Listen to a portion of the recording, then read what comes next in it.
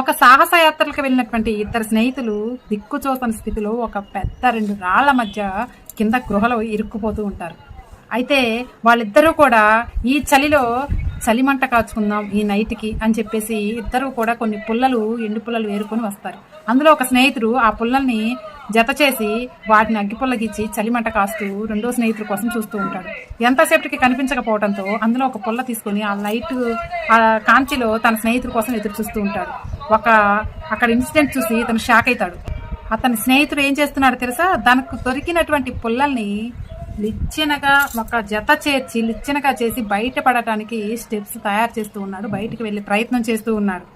ఇద్దరు ఉన్నటువంటి పరిస్థితులు అవే, ఇద్దరికి ఉన్నటువంటి ఆ వస్తువులు కూడా అవే, కానీ ఆలోచించే విధానం మాత్రమే వేరు. అందరికీ అవే 24 గంటలు, అందరికీ అవే అవకాశాలు. కొంతమంది అది లేదు ఇది లేదు అనుకుంటూ కంప్లైంట్లు చేస్తూ ఉంటే ఇంకొంతమంది కంపెనీలే స్థాపిస్తూ ఉంటారు.